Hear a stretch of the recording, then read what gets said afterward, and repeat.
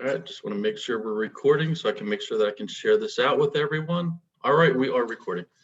All right, good evening, everyone. It's so nice to see so many people on this call tonight on this training. So thank you all so much for joining. Very excited about tonight's Fitness Heptathlon Coaches webinar.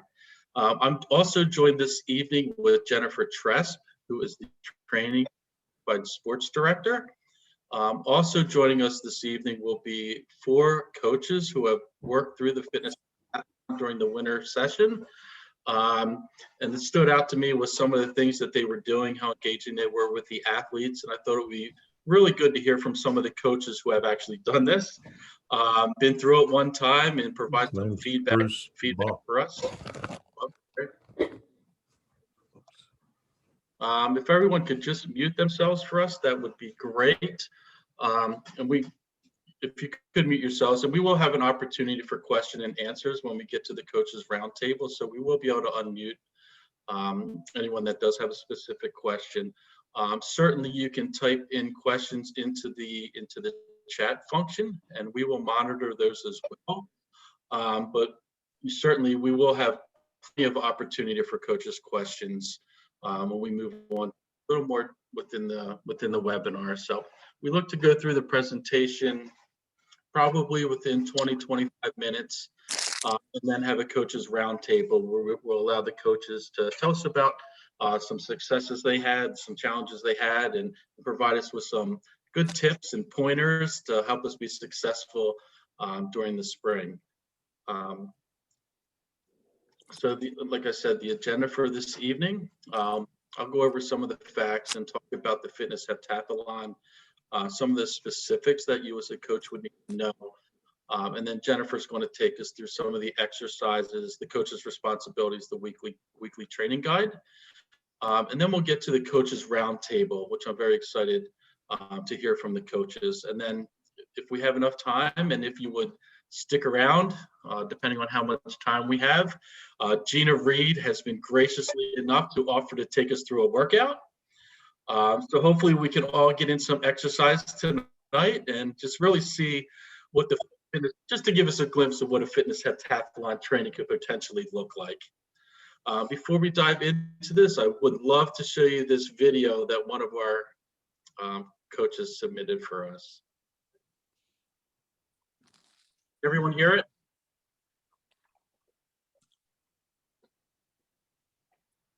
Hear it, guys. I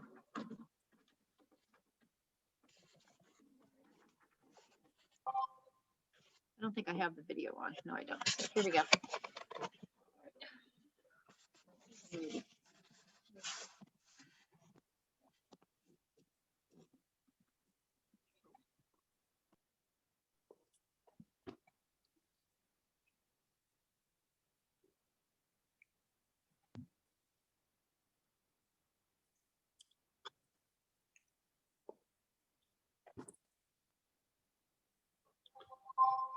Jen, is there a function that we need to hit for the sound to go through? I don't think the sound is going through.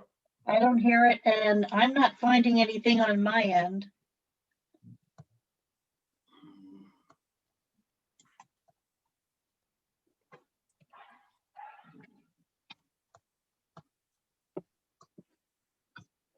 Try sharing it with sound. There we go.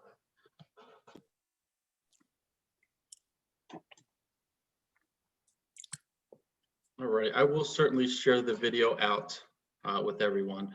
But you can see on the screen some of the facts and figures why we're really passionate about the Fitness Heptathlon, especially during this time when either athletes are uncomfortable returning to activities and are still remaining at home. So you can see that 6.5 million people in the United States and estimated over 200 million people worldwide have intellectual disabilities. So it's really important to us that we want to provide something for athletes to do that are staying at home, and providing them with the virtual opportunity through the Fitness Heptathlon. Again, we also have the Sona Move Challenge, which we are rolling out, but tonight we're just going to concentrate on the Fitness Heptathlon. So you can see some of the alarming facts that are related to athletes with intellectual disabilities on your screen. So take a look at those and let it sink in. And let it sink in and see how important it is that we are engaging our athletes, even if they are at home, that we really want to encourage some healthy activities and healthy exercise programs for those athletes. So what is the Fitness Heptathlon? The Fitness Heptathlon provides Special Olympics participants with an opportunity to train and compete in an event comprised of 7 different fitness exercises, chosen from a menu of 26 different options. And we will go over each of those options a little bit later in the program, but I just want to give you a heads up of what the Fitness Heptathlon is. It is an actual competition, so the participants that do participate, we do have a point system that is awarded, and we base that point system based on performance improvement for each level. I have the Fitness Heptathlon fact sheets there. They are located on the Fitness Heptathlon website, and I will show you that in a little bit. The season for the Fitness Heptathlon will begin by March 15th, which is Monday, March 15th, and it will run until Thursday, May 27th. Again, the Fitness Heptathlon events that are offered, athletes compete as a singles athlete, or they compete in a doubles with either traditional or unified, or teams from 4 to 10 participants, again, with traditional and unified. If it is a team, 50% of your team must be made up of athletes as well as unified partners. I'm going to take you right now to our Fitness Heptathlon website, where you can find all of the resources that we're going to talk about this evening, as well as where you can go to gain more information and knowledge about the Fitness Heptathlon. Again, you should all be aware of the SpecialOlympicsPA.org website. The Fitness Heptathlon is located under More Than Sports. You go to Commit to Fit, and under the Commit to Fit, you will see the 3 options that are available to athletes this spring. The Move Challenge, the Fitness Heptathlon in blue, and then for those athletes that are returning to in-person training, you can certainly just click on that link to get more information. But for tonight, the Fitness Heptathlon, here is the link to that webpage. And all the resources that we have is all within this website, webpage for that matter. It talks about what the Fitness Heptathlon is. There is a Facebook page that you can join. We do have a fitness blog that we blog about. And here's all the exercises. I'm not going to talk about each of them right now, but there are 3 categories within the Fitness Heptathlon, including agility exercises, strength exercises, and endurance exercises. So this right here is the example of the 26 different exercises that athletes have to select from. Moving down a little farther, I just wanted to show you the training that's available for coaches. So the Fitness Heptathlon coaches training, these 2 links right here will be replaced with this evening's webinar, as well as the slide deck. Going down a little bit further, the coach's information, you will see the coach's responsibilities, the coach's guide, the Fitness Heptathlon coach's tracking sheet, which is on there, and then information for the athletes unified partners. Their participation score sheet is listed there as well. And then also on here we have the fall. We have the Fitness Heptathlon. I'm sorry. I'm going to. Can you try to mute? Yeah. Thank you. So for the Fitness Heptathlon, we have the fall Fitness Heptathlon health resources. Then we also updated it with the spring Heptathlon resources. And also the lifestyle survey is also on here. We'll talk about the lifestyle survey in a minute.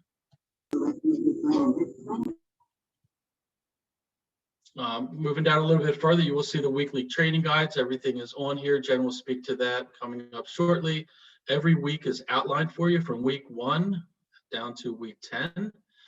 As you will notice, there are two workouts per week. The expectation is that participants will be working out twice a week. So that's reflective of workout 1 and then workout 2. So to give you an example, for week 4, you will see that there's 1 workout. And then within that, there is a video that also goes along with that workout that you can use to run your training. and then another example for workout 2, and then you'll see the watch video for that week. Satisfaction with the auto insurance claims experience. And then it'll talk about the competition, the due dates, which we'll go over. So I just wanted everyone to be familiar with the Fitness Heptathlon webpage and what's on there and where you can find additional resources and information. So the health education that we just talked about, we want to make sure that we're educating our Fitness Heptathlon participants about their height, weight, blood pressure. We do have the resource guide right there for the Spring Fitness Heptathlon Health Resources that provides you the information for that. Also, as part of the Fitness Heptathlon, the requirement is that at week 1 and at week 2, the athletes are completing the lifestyle survey. And that's the form that I just showed you. It's a simple online form that you can complete, and this will go directly to SOI. So for the participant requirements, all coaches and unified partners must be Class A volunteers. So that is a requirement. For the virtual Fitness Heptathlon participants, all non-registered participants, right? Athletes that are not currently within our football programs.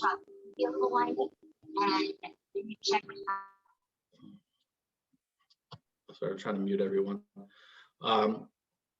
So the virtual Fitness Heptathlon, so non-registered participants as well as registered Special Olympic athletes with expired medicals, they must complete an electronic release form. That release form will be up on the website tomorrow. So, and we'll keep contact with the individual programs and individual athletes that need to complete that release form. So again, that release form will be for athletes that have a current, well, not a current, an expired medical. So they'll be required to submit an electronic release form. If that individual is currently a non-registered individual and they continue to train with you, continue to train into the summer, into the spring, return to in-person training, they will need to get a valid medical prior to returning and beginning to in-person activities. So make sure that any individual that is potentially participating now as a new non-registered athlete, if they continue with your program, we want to make sure that they do get that valid medical form. Divisioning will be the same as this past winter. Like I mentioned, athletes can participate as singles, doubles, and teams. So divisions of singles will be based on age, gender, and their composite score that they submit. Doubles, again, with traditional and unified, and teams, traditional and unified. Each of the individuals will be submitting their scores, and we'll use those composite scores that will add together to get a team score. And that's how doubles and teams will be divisioned as well as awarded. New for this spring is we removed the 55-second time limit on 4 of the exercises. Looking at the data that was coming in, we noticed that many of our athletes were able to reach that 55-second threshold. So we removed that threshold for this time around.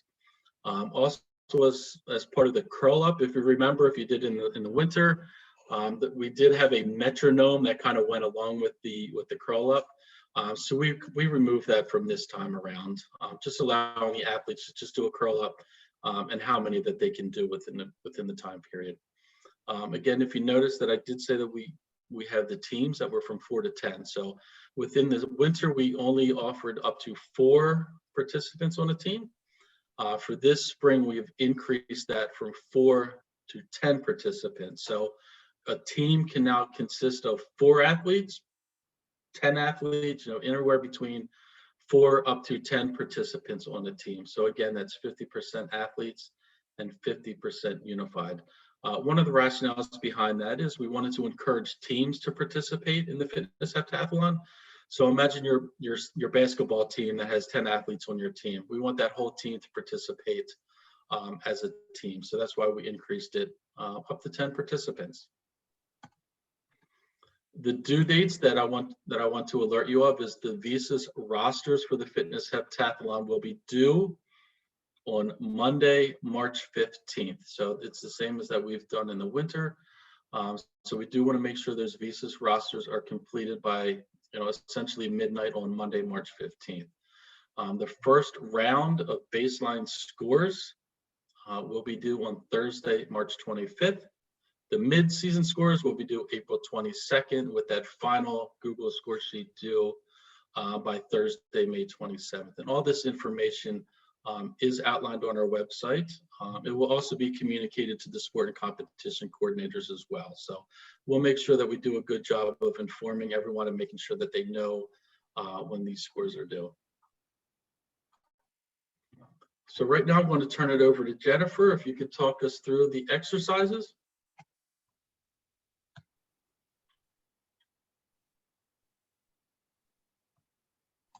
All right, thanks, Bruce.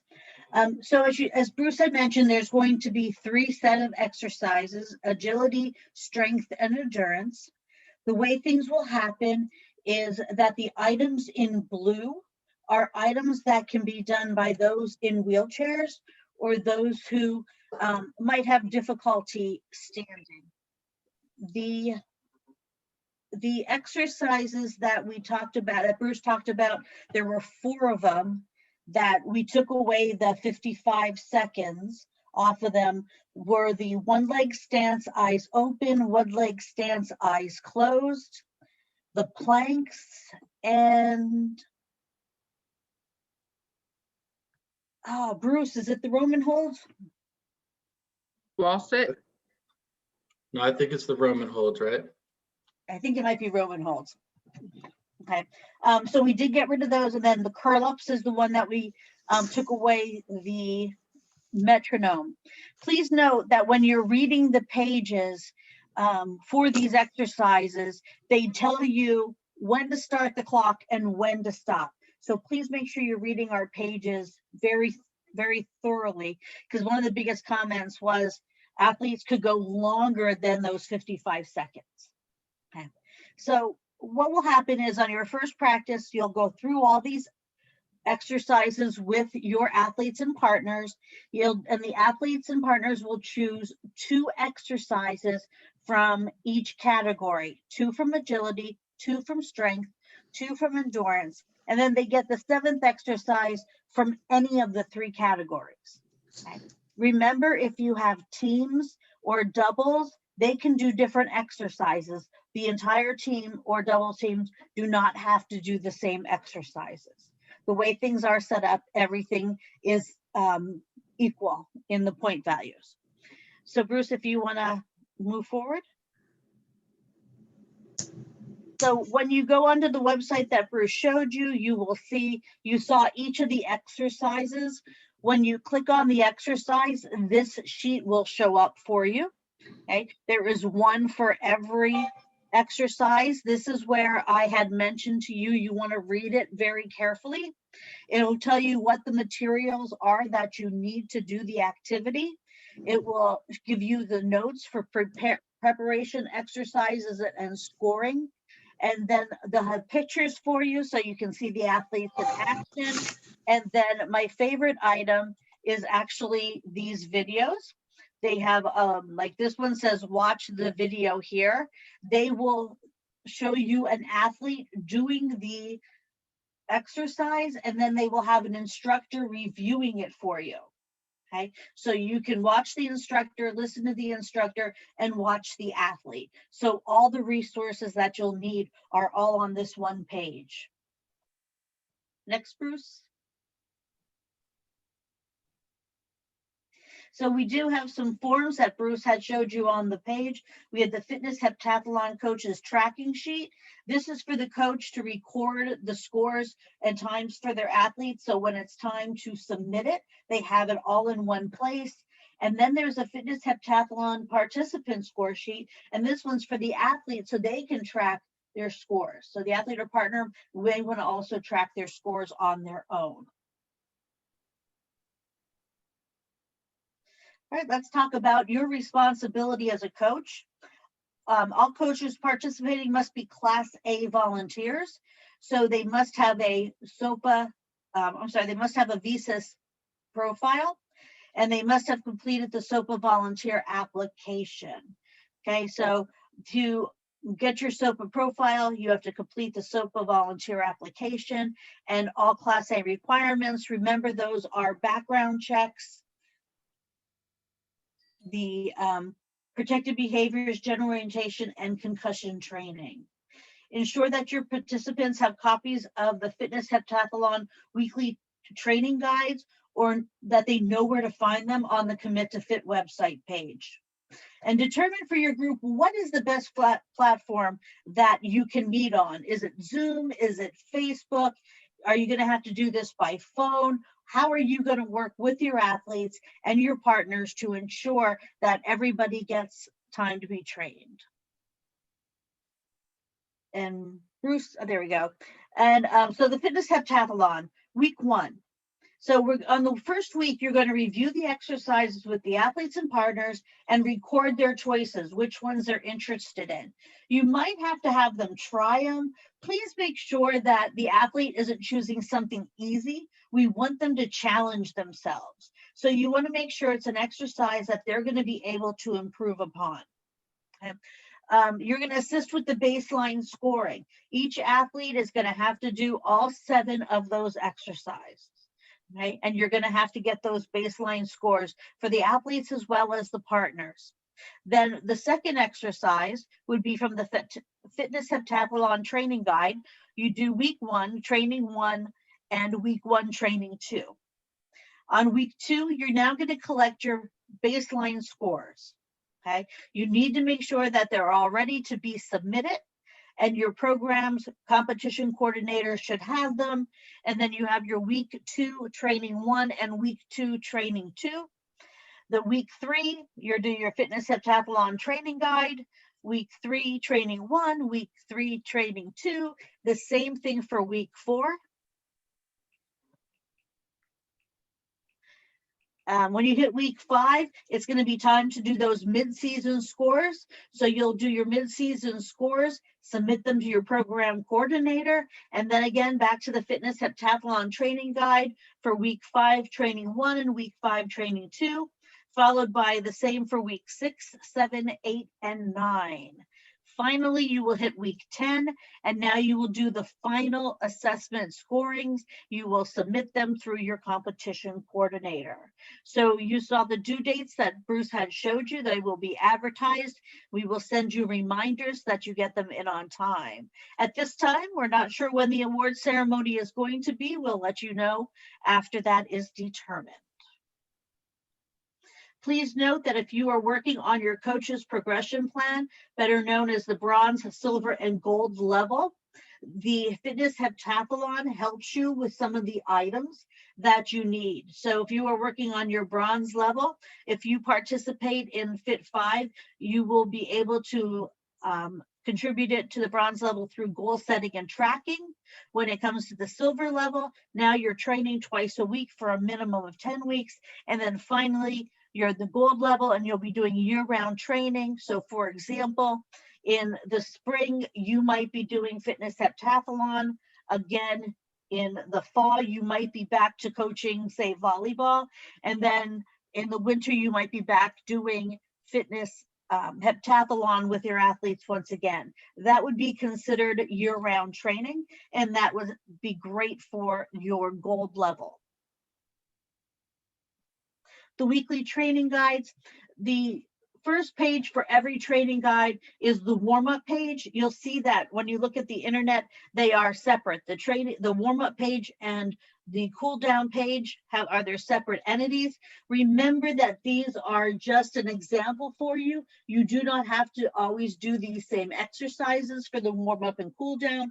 You can choose others. Just remember the warm-up is always something that gets your heart pumping, the body moving, the blood moving, and wakes those athletes and partners up.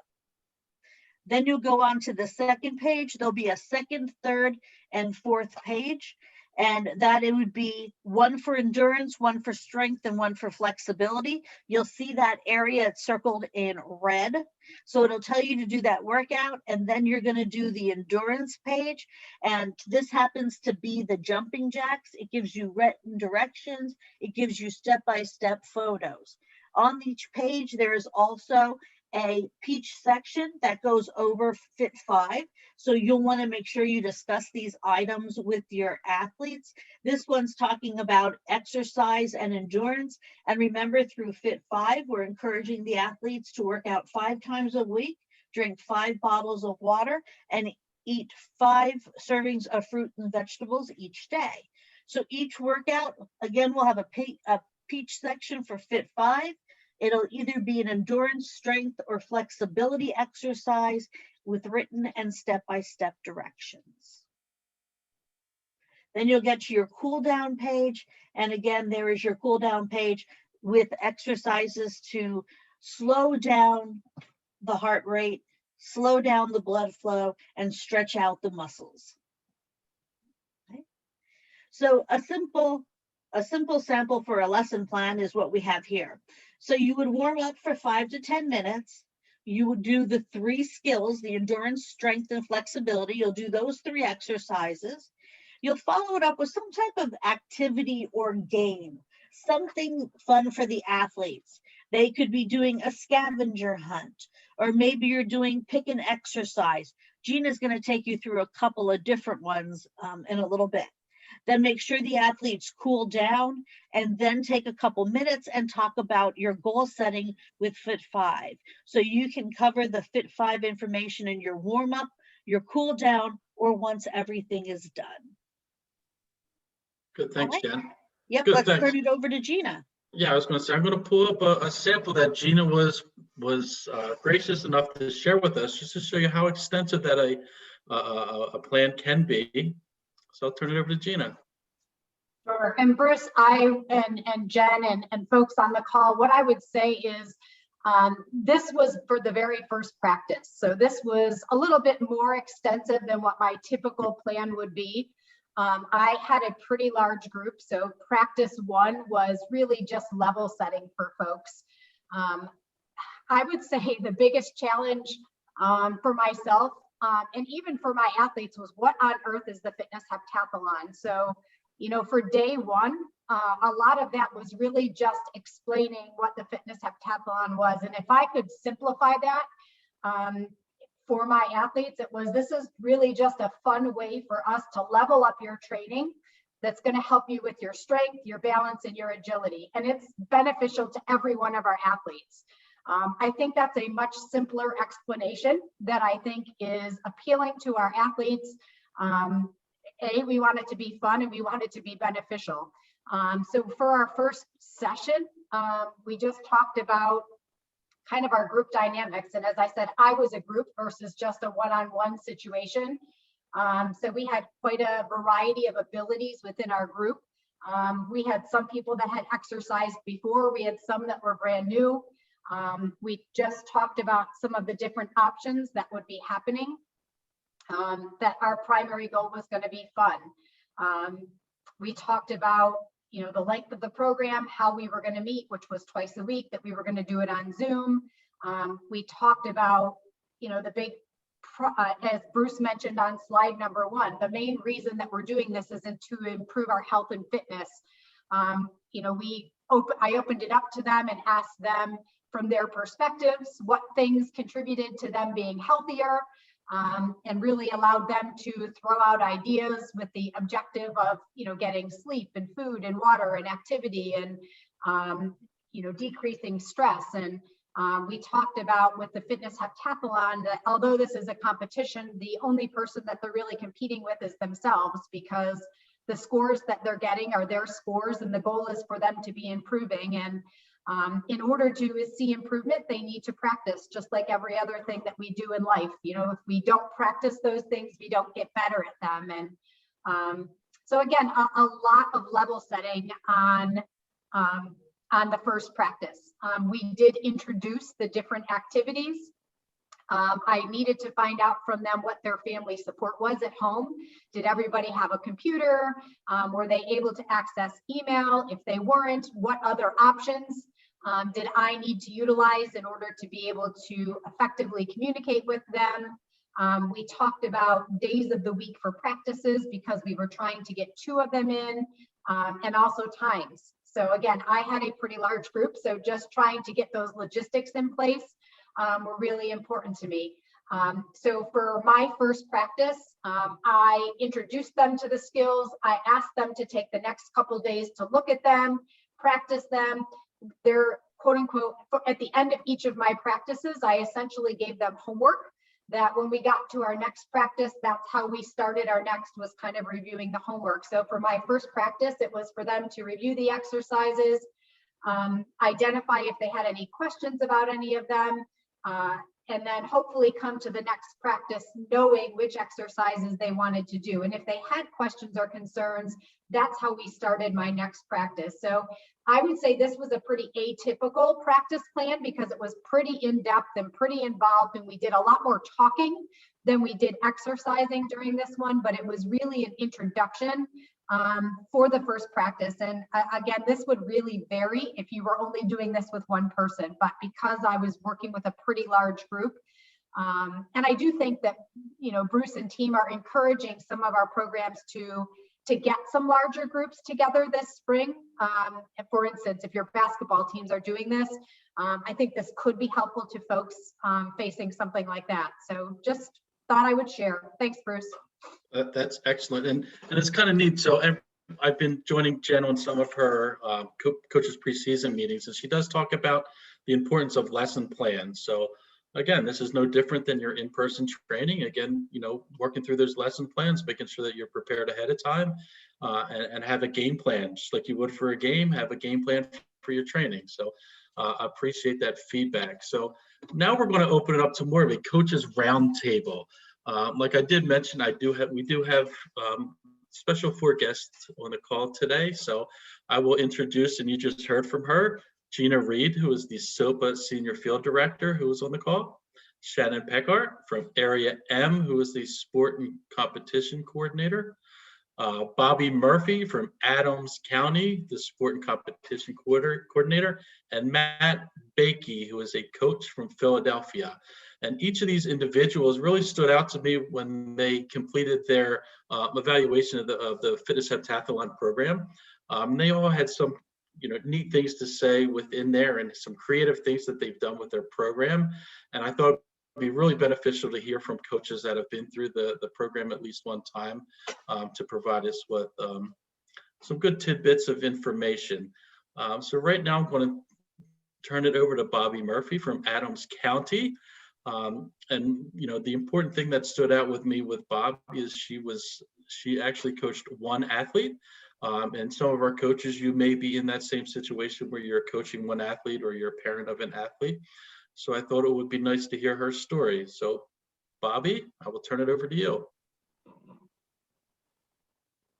Hopefully we can get her unmuted. Yeah. There we Okay, go. there we go. Okay. Awesome. I coached one athlete, and she was an athlete that I knew. She was in our county, but I had never coached her. But I had known, I think I ended up riding on the bus to Penn State with her. So I knew her well enough that I knew we would, you know, get along, and I knew what she was like. I was thinking that if it was an athlete that I had not known at all, it would be a good idea to get in touch with her coach and get, you know, just to see, you know, what kind of things she would be interested in, or, you know, how engaging she would be herself. Katie Brown's the athlete I had. Katie is very personable. She's you know, in her young 30s, very personable, very up on her technology. So that was not a problem. So we were able to Zoom. We would Zoom twice a week.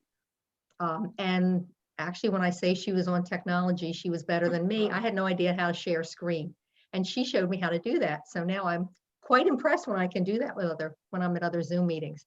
So that was good. So we didn't really, I didn't have any games or activities. Like I said, she was a little older, and she was already motivated. Katie was motivated because she knew she needed to do an activity to be considered for the national games. And that's something she wanted to be qualified for. So she had that motivation. And she was also working as part of another group she's involved with on her fitness. She needs to lose weight and get in shape. So she figured this would fit in well with that. And as Gina said, is important, Katie lives alone. And, you know, you'll have some older athletes who do live independently, but she has a person who comes from a group to give her some help and support, gets her to her job and takes her shopping and things. twice a week. And it was actually Katie's suggestion that we have our sessions when her person was there. And then when it came time to scoring, that was good because I could be timing and the other person was right there physically in the room with her. So she could be making sure she was keeping the proper form and things. But as I said, I felt like I had it pretty easy. Like I thought these people doing big groups, that seems sort of daunting. And as I said, she was interested enough, and like I said, very, very personable. And even when we, I'd say we did the hygiene, the Fit 5 things every week, I'd sort of say, okay, Katie, we have to do this. I know you take care of yourself, but and then she'd get involved in a discussion about what kind of shampoo we use and things like that. So, so you sort of go with the athlete, I think. The other thing with her living alone, she lives in an apartment, and this had come up. She lived in a second floor apartment. So early on, when we went over the activities and the different challenges, like she was saying, if she does anything jumping, she hears it from the people who live underneath her. So she was very conscious of that. We had to figure out where she could do things. So that's, so the athlete might not be able to do the activity they think. At first she said, I used to love the jump rope. I'd like the jump rope. But then she thought, well, that's not going to work. So, and week to week, some of the exercises that would be in that week's workout, or even in the cool down and the warm-ups, would involve jumping or something that physically she had trouble with. But Katie's does yoga with her other group, and she taught me some yoga moves. So we incorporated yoga into it. And then again, that kept her engaged because of something she liked to do. She didn't like all the other exercises, but she did them. But then she did like the yoga and teaching, sort of being the teacher for that time. So Nice, awesome feedback. Love to hear that. Matt Bakey, are you on from Philadelphia? I haven't seen your name. Wasn't sure if you could. Matt, are you on?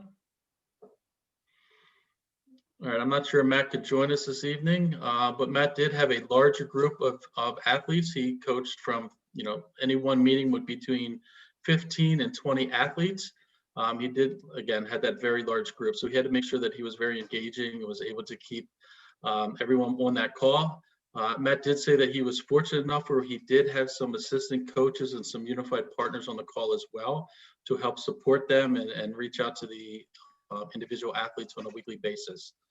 But I'll move on to Shannon Peckard from Area M to talk about some of the neat things that she was doing. Hi, everybody. So the first thing that we do is we had two different groups, a group of 14 and a group of 17.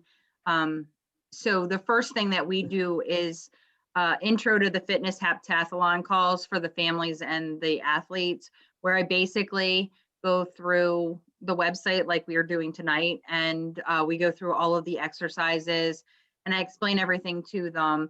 And then if they have any questions, I stay on with them and answer any questions that they might have. So that's how we get started with explaining everything. Because like Gina said, a lot of them didn't really understand what the heptathlon is. It's a big word, and you really have to read to figure out what it is. So we did practices twice a week. I created a Facebook group for all of the athletes. So it was a shared Facebook group for the two groups. And every Monday, I would post workout one. I did record most of my own videos because I wanted to keep them as simple as I possibly could. So I would post the first workout of the week on the Facebook group every Monday. This was also a way that I could keep in touch with them. I would post little challenges. I would ask them at the end of the day how many bottles of water they drank. And then it was also a way for them to share themselves doing their exercises. So the Facebook worked out really good. And then the second training of the week was an in-person training through Zoom, where we would do workout 2. I didn't really do anything. We didn't really do anything out of the ordinary. We basically did the exercises. There were a couple of weeks where we did athlete pick. So each of the athletes got to pick what their favorite event was. And then our last practice, we did dice. And I don't know that they liked the dice as much because it was the best workout that they had. We were all sweating and breathing heavy and everything. So, but it was fun and they seemed to enjoy it. That's awesome. I was looking through your Facebook page. I was thinking about pulling up one of your videos. That would be pretty cool here, right? Yeah, that would be great. I would Well, tell, like- and I would, the way that I kept them engaged with the videos on Mondays, since we weren't doing those all together, is in a couple of the videos, I would ask questions. Mhm. And then on the Zoom call, I would ask the question to see if anybody knew. And they did do the workouts because I would, they would be able to answer my questions. And I also, when I would post the video on the Facebook, I would say, comment and let me know when you're done. So it was like an interactive thing.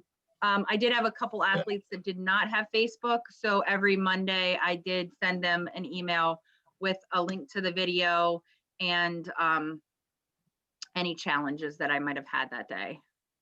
Awesome. So that's just, excellent.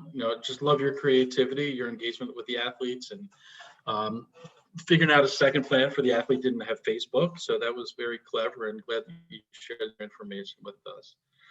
Next, I'm going to turn it over to Gina Reed, where she already talked about that she had that multi-county athlete. So not all the athletes knew each other right away. So I'll turn it over to Gina. Thanks for joining. Sure. Shannon, I was able to take part in some of Shannon's videos, and she did an incredible job. I give her much props for doing that. I did mine right along with my athletes, and that was hard enough, but doing it by yourself and motivating yourself to do it in your living room, I think, shout out to Shannon. Good job, Shannon. So as Bruce said, I had not coached fitness heptathlon before, so this was a new experience to me and to all of our athletes. I had athletes from 8 different counties, so none of us knew each other before. So it was a lot of really getting to know each other. And as I said, we really had a great time going through this process. Some of the things that I think led to the success of our group really came down to effective communication. Every single week before each of my lessons, I would send an email to my group that had a copy of the workout. Bruce, if you want to click down where it says workout example. So in advance of our sessions, actually, I don't see Bruce there, so let me see. I don't know if I can do this. I'm here. Oh. I lost internet. I had to move. Well, that's the practice tracker, so I can talk about that while that's up. This is something that I created for my athletes. It essentially was a Google spreadsheet, and you can see at the bottom, each of them has a tab. And I did personalize each of their tabs. As I mentioned earlier, we talked a lot about just, we're only meeting twice a week, but for them to practice, they needed to be repeating these things regularly. And so you can see some of them did better than others, but I created a calendar that essentially went from when we started to when we finished, and they could go in every day if they wanted and track their time so that they could see it. In addition to that, we created I had a column for bonus activity if they were out walking. Once we started talking about hydration, we talked about water goals for each of them, and so they could track their water goals. The beauty of the Google spreadsheet is that I could also see what they were doing. So I could see what they were doing, they could see what their teammates were doing. And I would say most of my athletes obviously were pretty computer savvy if they were able to navigate that. But it worked pretty well for our group. So I'll get to the workout example kind of towards the end. Bruce showed a pretty involved lesson plan that I did, but for essentially my lesson plans were 6 different components. And underneath routine, you can see we did a welcome. We talked about our wins of the week. At the end of each of my lessons, I would give them a challenge for the week that they would focus on. And so we would start our next lesson with wins of the week. And they would each kind of share some successes that they had or challenges that they had. And then we would review whatever that focus for that week was through the Fit 5 lessons. After we did our lesson, that's when we would jump into our workout. So a little bit out of the order of the example that Bruce gave you, but that's what worked for our group. And I guess I would say to all of you, you know, these are all examples. So take what works for you and what works best for your group. And for us, this is kind of the routine that we followed. After we did our lesson, then we did our warm up, our workouts, and our cool downs. After we did our cool down, we would kind of review what the lesson and the homework was for the week. We would issue their challenge, and I just would remind them of our next session. In addition to that practice tracker, we did set up a group text. It was great to see the athletes, again, especially as we talked about healthy foods and snacks. They would drop in pictures of the snacks that they were eating or what they were eating for breakfast. It got to the point where they were sharing recipes with each other, which again was really cool. So it became a very interactive group. And again, I said from these folks that didn't even know each other before we started to see how that group evolved, it was really pretty cool. Some of the things that I would say that we did that made it a little bit more fun outside of just the workouts, as I said, we created those weekly challenges. I put together kind of some themed workouts. So for Christmas, I went online and kind of Googled some holiday workouts. This is an example of one of the workouts. So I said, before every practice, I would email these to the athletes so they could print them out in advance and have them next to them. When we were working out on a Zoom meeting, you could see, so we had 10 people on the screen. So it's hard to show and to know what's coming next. So sending this to them in advance so that they knew what we were doing, even if they couldn't hear me exactly, they knew what the workouts were before we even started them. And so they knew what our warm-ups were. We would do different rounds. This example of a workout was a 30-30. So they would do 30 seconds of exercise and they would get a 30-second rest. This was one of the ones we did earlier on. As we got more advanced, I did the exact same exercises, except I switched the intervals. They did 45 seconds of work and got 15 seconds of recovery. So exact same workout, I just increased the workload and decreased the rest in between the exercises, which then made it a little bit of a harder workout for them. But you can see exact same exercises that were built into the Fitness Heptathlon. We just kind of switched it up so that we were getting different types of workouts throughout the week. So again, I chose to be a little bit flexible with how we implemented the workouts. We did, Bruce, if you can go back one, another example of kind of one of the fun things that we did as we were talking about the carbs and proteins and fats, we talked a lot about examples of that. So we did a virtual dinner one night. So instead of us doing a workout, we all just did a virtual dinner together and talked about what they had on their plates and whether they fell into the carbs, the proteins, the fats, and what other options they could use if they didn't have those things on their plates. So again, just kind of going back to flexibility in trying to teach some of the lessons. Our group ended up, because this was happening during this whole Polar Pop, we named our group the Workout Warriors. Very early on, we kind of came up with a fun group name for us. So we were the Workout Warriors, and we created a Polar Pop fundraising team.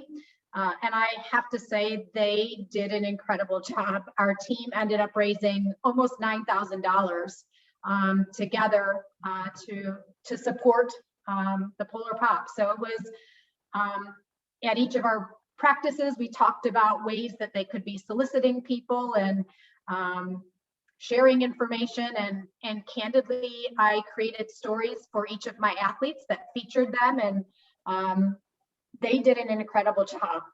So have said to my staff team, you would think coaching Fitness Heptathlon was one more thing, but I can honestly tell you that working with this group of athletes during this 10 weeks, as much as sometimes I was like, oh, I've got to get this workout done tonight, it was the best thing that I've done in the last year. And I am absolutely coaching again for the next season. So it was every bit worth the extra time and effort that went into planning for it. So I hope that that encourages all of you to have some fun with it and don't feel pressured to be so stuck in the details. Yeah, that's just an excellent example. Thank you all. And I want to thank all three of you coaches for sharing your stories, and just shows you, how creative we can be. You're thinking outside the box. And I just want to demonstrate as well that we are here to help support you with any questions that you may have, not only related to the Fitness Heptathlon, but you can certainly reach out to one of us, and either we'll get right back to you with a suggestion or a comment, or whatever that may be, or point you in the direction with someone who can provide additional guidance. I know Gina and Shannon have all agreed to share some of their resources and things like that. So we will be working on a resources tab within the Fitness Heptathlon, where we'll be able to share some of these creative ideas and workout plans and things like that with everyone. So I want to thank all the coaches that joined us this evening. But right now, I'm going to open it up for any questions that anyone may have. Jennifer, is there anything within the chat that we need to review or go over and would benefit, everyone that hasn't seen a response to the chat? There is only one item in the chat that's left to answer. And the question is, are there going to be groups for Heptathlon in the spring for athletes to join so they can have more interaction? So the question is, like Gina's group has multiple athletes from multiple counties. Will that happen again this spring? Well, for this spring, we actually have the program soliciting coaches and their athletes for the Fitness Heptathlon. But certainly, if you have athletes who you think would benefit from being within another group or a different coach, or you're struggling to find a coach for a specific, group of athletes, you can certainly reach out to me, and we'll do our best to match them up with coaches across, with coaches or teams from across the state. We certainly don't want to leave any athletes out. But we did kind of put this on the local programs to work within their local programs to work with their athletes and coaches, but certainly we do not want to leave anyone out. If anyone has any additional questions, you can feel free to unmute yourself. Any type of questions would be good.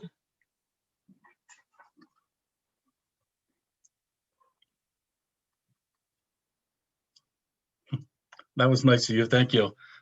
Anyone have any other questions? For any of the coaches, for myself, anyone on the team here, we're here to support you. We want to provide you with some guidance and feedback. Anyone? I do have one tip to share. Good, thank you. So my tip is that at the first practice, make sure that everyone knows where the mute button is. And also spend a little bit of time on camera placement. Make sure that, because it's important for them to know that you need the camera to be a certain way so that you can see them, so that they know that you're watching. I think it's important that they know that you're watching and you need to be able to see them. So I spend at least 10 minutes the first night just on camera placement. And don't be afraid to tell them if they're doing something right and celebrate. Right. Mm-hmm. Celebrate the small steps. That'll go a long, long way. From what I understand from coaches who I've talked to, I've had one coach tell me they found out that one of their athletes didn't even know how to march. So they spent a little extra time on marching because that was one of the activities. We have an athlete who never jumped rope. So she gave it a shot to see if it was something she wanted to try to advance in. Unfortunately, it was not very successful, but at least she gave it a shot. Yeah. So have them try all the exercises. Again, don't just choose the ones they can do. Choose some that they're going to have to work on. Yeah, and the intent is to get their heart rate up and focus on their personal fitness and health and wellness, and incorporating the Fitness Heptathlon. Incorporating the Fit 5. There are resources on the Fitness Heptathlon that are related to the Fit 5. So we'll also have that on the website as well. I do have a question about the Fit 5, because we have done it essentially for 3 or 4 years. How do you get it to seem more, I don't know, how do you bring it in and make it fresh again? Because all 6 athletes that I had have been following the Fit 5 for a number of years. And so this is kind of like old hat. It wasn't anything new for them. And they quickly got bored with what was there. One of the tips that I could give you is that instead of you leading the discussion on it, have one of your athletes lead the discussion. Say, who wants to be the leader today? They need to talk. Here's what I need you to talk about. And it might be about 5 fruits and vegetables, you know? So let somebody else lead it and let the athletes put their own take on it. Good. Great advice. Thanks, Jen. Anyone else have any additional questions? Feel free. You can unmute yourselves and ask a question. Hi, Bruce. This is Jim. I spoke to a manager today who was not interested in doing the fitness heptathlon because she had a number of athletes who said they just didn't want to try to do 7 things, but if they could do 3 or 4, they might try it. I said, I don't think that's an option, but I thought I'd just throw it out there. Yeah, I mean, as far as the competition goes, I mean, it is a 7 exercise. And the one thing that I would stress, though, is it's just sticking with 3 or 4 exercises. You're not really getting the whole body workout. You're not really going to, you know, if they're just concentrating on, you know, strength, you know, they're not getting the flexibility, they're not getting the stamina. So I would, you know, try to talk to the athletes and see if they would, you know, consider doing additional exercises to become, you know, well-rounded, and not just focus on, you know, one area of the body. So, you know, maybe that's a way to persuade the athletes to, you know, try 7. Or, you know, selecting those 7 exercises that the athletes are comfortable with doing, are able to perform, and set them up for success. But I mean, as far as the competition goes right now, it's for 7 exercises. And that's how the point system would be awarded for, you know, end of season competition. So Jim, if they don't want to compete, but want to do something, get them started with 5 exercises. You know, that might, after a week or 2, they might bump up to the 7 and want to participate. Yeah, that's what they've done. That's what they did in the fall, and what they've done in the winter is they do their own fitness challenge with their own stuff on it. And so they like the idea of not having to have a report date that they have to have their times and stuff in, and they can just kind of do their own thing. But she didn't think they were improving very much. They were just kind of doing it. I get a feeling that they're really interested in more social. And it looks like in the spring, they're going to do they're going to try to do in-person training, but they're not going to try to get it ready for summer games or for a competition. They're just going to do it more as a social thing and get together for athletics. And as long as they understand there's no awards coming to them, that's right. That's what I said. However, though, Jen, there was a good suggestion in there is maybe the Sona Move Challenge may be more of an option for them, right? Where they could do those 3 or 4 exercises and count that the exercise time. You know, how many exercises that they are doing intentional exercise for that week. But again, there is that reporting once a week that they would have to do in order to, you know, to be part of the competition. But that may be an alternative to that as well. Right. Good. All right, Jen, I think there's one more question in there, and then we'll wrap it up, and hopefully we can get some sweat on with Gina. Oh, good. Excellent advice from Michelle, so appreciate that. So like I mentioned in the beginning, that we will share this out on the coaches Facebook page. It will also be posted on the website as well, where I shared the fitness heptathlon earlier. So hopefully you will stay on for a workout. But officially our conversation and our advice and on our coaches has come to a conclusion, so you can feel free to drop off. But I'm pretty excited that Gina has volunteered to take us through a workout. So hopefully everyone will get up. Don't just sit there. Let's be honest. I was kind of voluntold.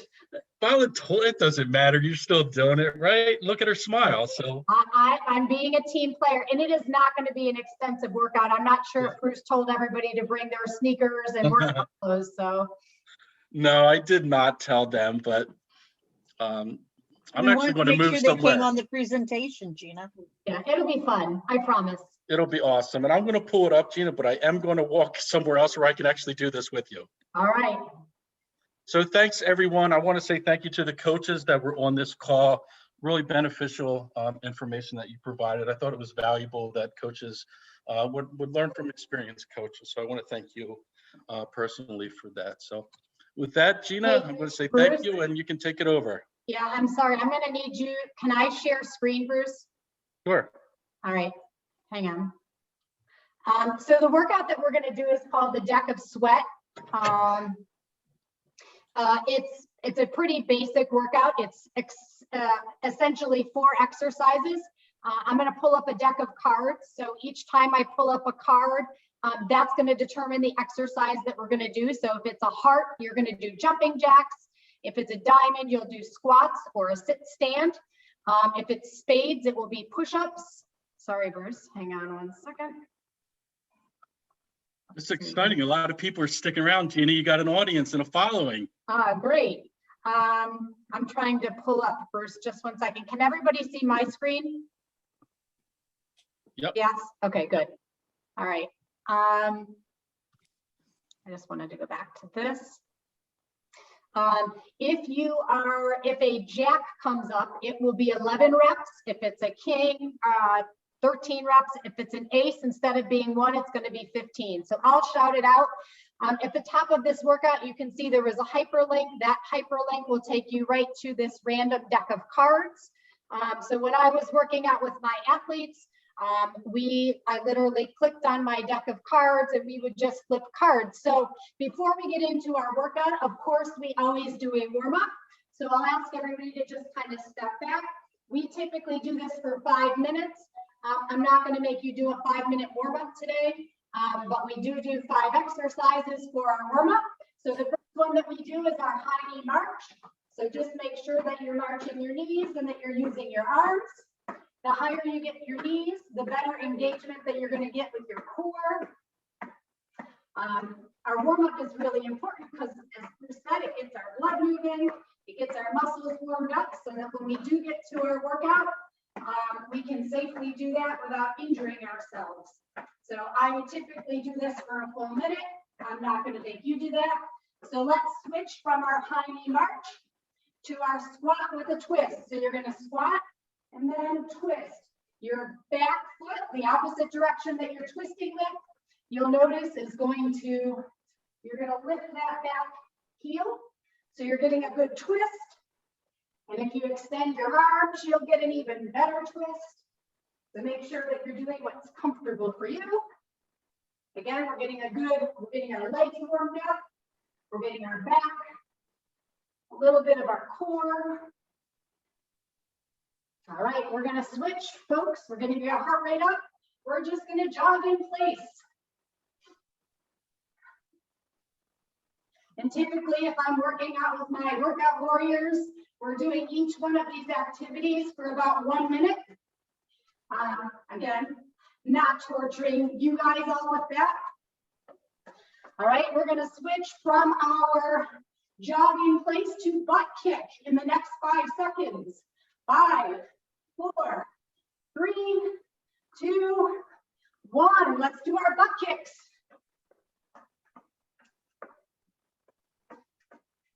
All right. By now, your heart rate should be up. We're going to switch to our arm circles. And we're going to start with small circles forward. So small arm circles forward. And then we're going to switch directions and we're going to do small circles backwards. And then we're going to do medium circles forward. And typically with my guys, again, they know my routine. So I'll say, hey, Bruce, what's next? And Bruce will say, backwards or bigger? Big circles forward. Big circles. All right. We're going to do 5 big circles forward. Paulette's got these big circles going. Awesome. And 5 big circles back. There we go. Typically, I'm shouting out my athletes. I'm saying, great job, Mary. Great job, Lester. All right, so we should be all warmed up. All right, now we're going to move into our workout. And remember, our hearts are going to be our jumping jacks. I will prompt you just so you remember if you don't forget or if you don't remember. Again, I send this to my athletes so they have a copy of it so they know what's kind of coming. So our first, spades, that means we're doing push-ups. And we're doing 6 push-ups. 6 push-ups. You have the option to do them on your knees, on your hands, or use the wall. All right.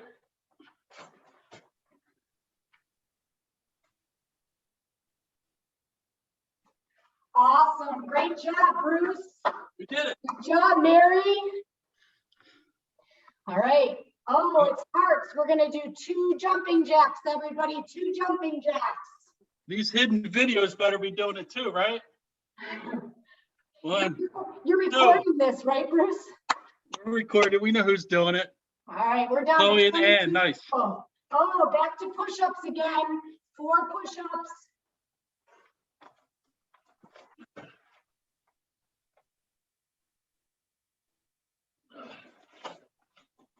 All right, we'll do 1 more and then we're going to move to our cool down. Oh, a king. That means we're doing 13 curl ups. That Sit-ups if you're not familiar with a curl up. seems like it was planned.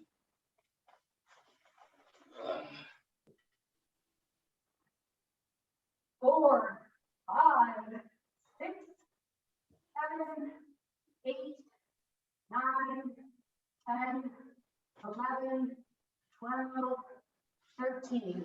Great job. Good job. All right, All right. Chris, you're coming back for more. Yep, I'm back. We're good. All right. All right. So you guys get the gist of this. We would do this for 30 minutes. And then we're going to switch from this to our cool down. So our cool down, I always start with my shoulder stretch. And again, my guys know it. It's come across, come over your elbow, hug it into your body, and look the opposite direction. All right, we're going to shake that out. We're going to do the other arm. Bring it across your body, come up over your elbow, hug it to your body, and look the opposite direction. I don't know about you guys, but my left shoulder always is a little bit tighter. All right, we're going to shake that out. We're going to do the other arm 1 more time. All right. Last one. Come across your body, over your elbow, hug it in, and look the opposite direction. Okay. Right. Next thing we do is our lats. We put both arms up, grab one wrist, lean to the other side. You should get a nice stretch along your rib cage. All right, we're going to switch sides. Grab the other wrist, lean to the other side. We're adding $5,000 to the puzzle. Right. And we're going to switch. So you're going to do 2 on each side. And then the other one. All right, our next stretch. We're going to do our hip hinge, which we should get a nice stretch on our hamstrings. So we're going to tip at our hips. We're going to slide our hands right down our thighs towards your knees. You can go as low as you can. You want to drop your head and just relax. Hold that stretch. Couple deep breaths. All right, we're going to slowly come up. All right, we're going to do that 1 more time. We're going to tip at our hips. Slowly have our hands come down our thighs towards your knees. If you can reach the ground, awesome. If not, just go as low as you can go. Take a couple deep breaths. Relax your head. Relax your lower back. You should have a nice stretch in your hamstrings and in your back. All right, you're going to slowly come up. Our next stretch is going to be our lunge. I'm going to slide this down here for a quick second. You're going to get on the floor and find yourself in a position where you've got one knee down, one knee up on the floor. You're going to lean forward towards your front knee. Take a slight lean forward. Put your hands up in the air and look up towards your hands. Again, you should have a nice stretch on that front hip flexor. All right. You can bring your hands down. We're going to switch legs. So you're just going to switch your front foot, lean towards your front knee, hands up, and you're going to look up towards your hands. Hold that stretch. All right, and I would do that a couple times for each of my folks. And the last stretch that we typically end with is our child's pose. If you're on the ground, your toes should be toward each other. You're sitting back on your heels. And then you're just going to slide your hands as far forward as you can. Rest your forehead on the floor. Hold that stretch. See if you can inch your fingers forward a little bit. Take a couple deep breaths. See if you can inch forward a little bit more. And then bring it in. You can slide your hands back in. That was an awesome job, guys. Give yourselves a round of applause. Good job. Love it. That was I great. There's still 19 people here. At least they didn't log off. This was awesome. What a great job. So Again, I will share this. obviously we typically spend 5 minutes on the warm up and 5 on the cool down. So I use a timer.